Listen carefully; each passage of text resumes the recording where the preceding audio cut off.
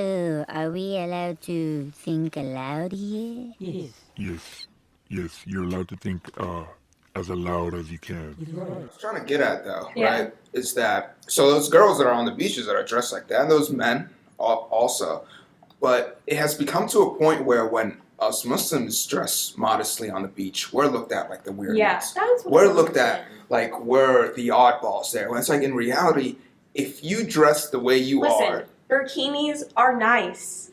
Burkinis are nice. what are burkinis? Burkinis. Oh.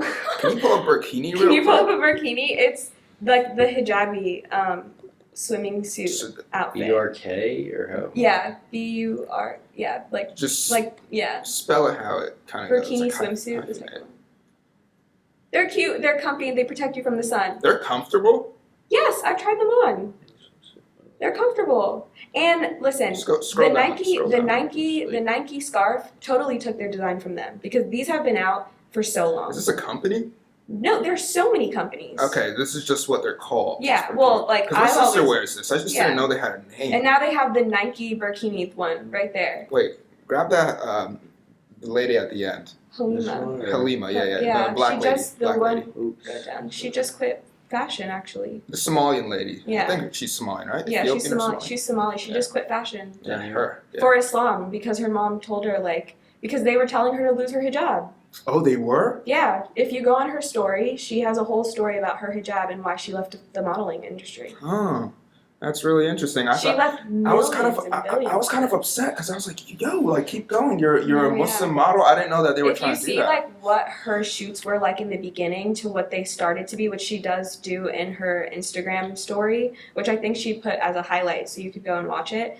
She shows pictures of like, I used to not wear super colorful makeup, and that's a boundary for her. Like some women feel like wearing too much colorful makeup is like taking away from their hijab, rightfully so, because hijab is beautiful. They might not want to wear too much makeup to take away from that, and they, put her in a turban and put her in some bright makeup and made her just not even look like a hijabi. Gave her hijab styles that look like hair, like stuff like that, like taking away from her hijab but still calling her hijabi to fit the Muslim American mold, like that, like what we're being told the Muslim American mold should be.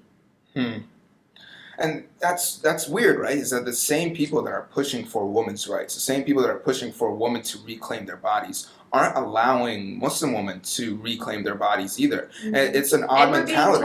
We're being told that the reason why we cover is because the men in our lives tell us to. Which is not true Which at all. is not true. No. My dad didn't tell me to wear hijab. My dad didn't want me to take off my hijab. Like it affected my family when I took off my hijab. It still affects my family to this day because my grandma converted. Like she fought for the right to wear hijab. Like by being Muslim. Like converting is not easy. Her conversion story is crazy. And, initially I wanted her to come on here and talk about that because I think it's really enlightening, like the things that she went through. And, back then they used to have Malcolm X and Elijah Muhammad like on the TVs. And so that's how when she was 13, that's how she found out what Islam was because it popped up on the TV. I hope she joined the real Islam and not She Elijah ended up, Muhammad yeah, stuff. no, yeah, she Okay. did. She got it. Which is really cool. Like Yeah. what Elijah Muhammad kind of when all that was happening, she was like, nah, this doesn't seem right. Yeah. And she was like, let me go Malcolm X way real quick. Yeah, exactly. Which is weird because Elijah Muhammad kind of like was self-destructive in that he taught his followers to be smart and to think outside the box and to use their own mind, and that ended up them not following him once they used their own mind. Yeah. Which is, good for him for doing that. But you know what I can say? It created a really strong Black Muslim community. It did. It He created did. a very strong Black Muslim community. And slaves were Muslim when they came, and Islam was taken away from them. A lot of slaves. Islam And that's was why taken a away. lot of Black Muslims that are converts call themselves reverts and Yeah. not converts. Well, actually, I think That's such a good point. I've never thought about it like that. yeah. Yeah. That's the whole idea. And I think even white converts or even just Some anyone, people say revert because of the idea that like you you were were born Muslim. right? I think that's Yeah. also a thing too. Yeah. Do you have something else for us? I was just pulling up the article she talked about before. Some of the messed up stuff they did to her when she was trying to get these photo shoots taken. They basically just literally removed it, or they would just tell her not to come at all if she was going to wear it sometimes, which is the reason why she quit working and modeling completely. Wow.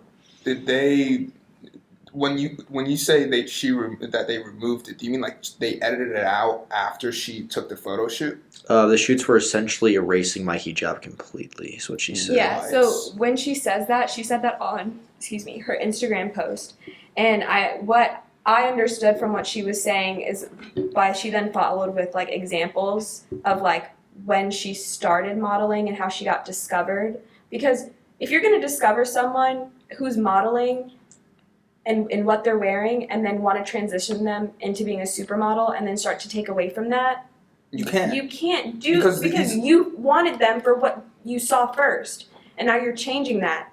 And so she posted pictures. So that quote is from, I think, when she posted the series of pictures showing the differences of like the shoots and the modeling shoots that she was doing. And to some people, a lot of people who don't understand like what it means to be a hijabi or to have ever worn hijab and to feel pressures of like how I should wear it, they're not going to see the differences. But hijabis and Muslim girls see the differences because we see them every day. And the fact is that she was about to become a supermodel because of her hijab. Not because and her awesome personality, obviously, and a lot of other things, but her keeping her identity strong is what was throwing her into being a supermodel.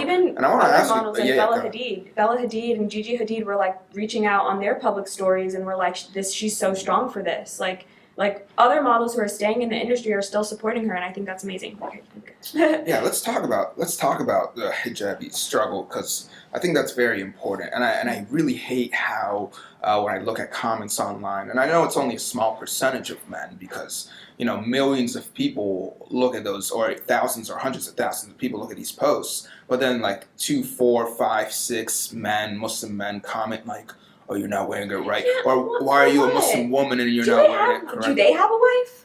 They're so weird. Like, I'm so confused. It's so weird. It pisses me off so much. Do you have a wife? Do you have a mother? Yeah. Do you have somebody else in your life that you could be influencing them instead of influencing a random person who you don't know what kind of day they're having? You don't know what kind of struggle they're having with their hijab. You don't know what kind of struggle you don't know what kind of day they had. You don't know if they're having a bad hijab day. You don't know if they didn't have time to brush their hair under their hijab. And for you to say, like, your piece of your hair showing, you should just take it off. And then they take it off, and then you come back and you're like, I knew you weren't a real Muslim.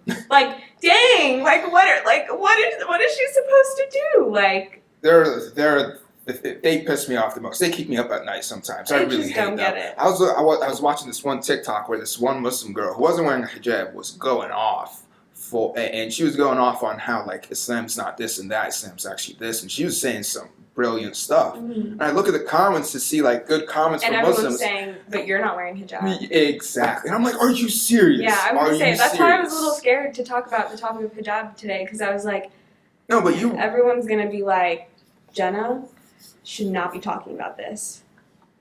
And screw them. You know what? I should, because I wore hijab for God knows how long, and my goal is to go back to it. Period. Like, people think that you take your hijab off once and it's the end of the world. People forget that Islam is a journey. People forget that Islam was brought to guide us, okay? And my mom has always told me, and I'm pretty sure, like 100% sure, that in Islam, like Allah says, like, nothing in Islam and what I've given to you is not supposed to be hard for you. And which is why, for example, there's a concept that if you don't know something as a sin, you're not being held accountable for it because you don't know.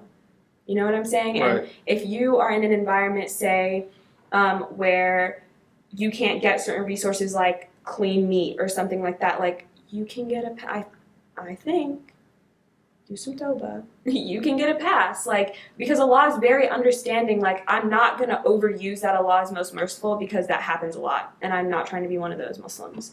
I don't like people that overuse Allah's mercy, because you're taking advantage. Right. Because that's not what Allah is here for. Allah is not here just to give us His mercy. Which is God, right? A lot of people Allah is God, yeah. right? Yeah. And the thing is that my mom didn't wear the hijab until hijab is a scarf that women wear around their head. Mm-hmm. I think hijab is one of those things that Americans actually well, not Americans, there we go, guys. Yeah. See, but it's a crazy non-Muslims, bias. Right? Yeah, the non-Muslims aren't aware, that are aware of. And the thing is like, my mom didn't wear it till she was 23. my grandma didn't wear it till she was like 40, 45. Mm-hmm. You know, so some of my aunts to this day aren't wearing it, and the other half do wear it. In Muslim countries, at least in Arab countries, they operate so differently than how you see in non-Arab countries when it comes to the hijab. And I've seen that. Yeah. I've seen that. And that was something that when, you know, talking to my grandma about no longer wearing hijab, like we had to talk about, because she was like, you know, I'm seeing a lot of young Muslim women not wear hijab. And, you know, I think that for her gave her a little bit more of ease that I didn't want to do it anymore, because it didn't look like I was straying from the flock too much. Unfortunately, like a lot of girls were taking off their hijab, but I took my hijab off the year of Trump. The year Trump got elected. That was the year I took my hijab off. I remember when you took off your hijab, because you and I had a conversation about it. A lot of people had conversations with me about it, because I was doing like modeling stuff, and I was wearing hijab and everything, and like I had a lot of Instagram followers, and I was taking over Hijabi Instagram, this Hijabi Snapchat page, and I would get like thousands of views. Like I was pretty poppin' hijabi, I would say. And not to cut you off, but something I've noticed about you is that actually probably once you took off your hijab, I saw you going down the correct road towards God. More. I'm really glad you just said that, because that was the goal. Yeah. That was the goal for me. Why did you, if you don't mind me asking, why did you take it off in the first place? So I was working somewhere new, and someone did not want for me to help them out because I was Muslim, and Trump had just got elected, and I was already just like down bad. A little bit about my personal life: my dad had just gone to prison like right before that happened, and so I was already like personally going through a lot of crap. Like I was just like in honestly shambles, like trying to figure out what I'm going to do. But I was in school, so I didn't know that how badly like my dad being gone like was affecting me when I was there. Luckily he's out now thanks to COVID, but like I didn't know how badly him being gone had affected me, and being at school, and school has always been a distraction more than anything for me. Like high school, didn't talk to boys, didn't do anything. Like I graduated high school when I was 16. I just graduated college at 21. I got accepted to my master's a little early. Like I'm not going, but I did. And so I feel like, you know, like I was successful in that way when it came to academics, because I used it as a big distraction. And so parts of me were like, well, who am I without school? Go to college, start living on campus, meeting new people, joined a sorority. Like obviously the influences in my life did play a part in me no longer wearing hijab, but I think that cherry on top was the job. Like, dude, you're not going to want to talk. You're not going to want help from me because I wear hijab, and I'm already struggling as a hijabi. Like, going from 3rd grade wearing hijab in private school, and the rules on hijab at the school were a little strict. Couldn't have certain type of tassels. They were a lot strict. I wasn't trying to. I don't want to put too much. I don't want to put too much on blast here. I didn't have that great of an experience at Al-Huda. No, it's a terrible experience. We're going there. Yeah, I had a very bad experience. I'm grateful for my Islamic knowledge from that school. They did a good job of teaching you. They did a great job of teaching me Islam. They did a horrible job about teaching me about life. Yeah, and that. Oh, that was a good point. And life too. But So what kind of went down like emotionally and mentally for you when you struggled with should I take it off, should I not? Yeah. I mean, I have my friends in my sorority that Yeah. don't wear it, and like the idea of beauty and showing your hair, and how in Western society the more you show, the more beautiful you are as a woman, and the more like respected. So I started off when I started public school in high school. My dad was like, "Are you gonna wear hijab tomorrow?" And I was like, "Yeah." Like, why wouldn't I? Like, I'm a hijabi. I want to be a hijabi the rest of my life. That's my identity. Like, and I'm Muslim, and I love myself, and I love that about me. And that stayed strong through high school. It stayed like strong through all of that, which I'm really surprised, because I think high school is when a lot of girls break, and I didn't. And so I think that's how I knew that I was a little bit stronger than I was letting on for myself to believe. But getting to college, having the background that I did, being protected and sheltered the way that I was, going to college was my high school experience. I will say that the least. So that's when I started to experience like real life. And luckily I have a very great family that is very open to talk to me about literally anything. Like any possible topic: drugs, sex, alcohol, we talk about it. I tell them what I've done, I tell them what I haven't done, I tell them what I'm comfortable with, I tell them what I'm not. Some things I hide, obviously, I have a personal life, but like they know me. I want my parents to know me because your family's all you got. I don't care what struggles we have, but that's all you got. And it was hard I had been talking about and asking like, hey, like, I don't really know like if I'm loving hijab as much as I used to. And something that I wish someone my age would have told me is that you're gonna fall out of love with your hijab, or you're gonna fall back in love with it too. And I guess my journey was falling back in love with it while not wearing it because, I wore it when I didn't have to. So I think something that I might implement with my daughters, God willing, if I have daughters, is maybe to hold off a little bit and really give them that appreciation for what it means first, and give them that ability to like live their best life and not be a hijab because they don't have to wear hijab. Like, I want them to see me wearing hijab and want to emulate that, but I want them to do it on their own. And like, I did do it on my own, but do I think that Islamic school influenced that? Yes, because it was to the point where I was too afraid to tell my friends in sixth, seventh grade that I wasn't wearing hijab when I like went to my next school. Like, I went to 2 middle schools, went to Al Huda, and I went to a public school, and I didn't wear it when I went to that public school because my mom was like, you're too young, you don't have to. And I was too afraid to tell the girls in my class that I wasn't wearing it because I thought they were going to judge me. They weren't. They're really good people. I don't know why I was so scared, but it comes with that identity thing. Because, I don't know, like, identity makes things complicated. And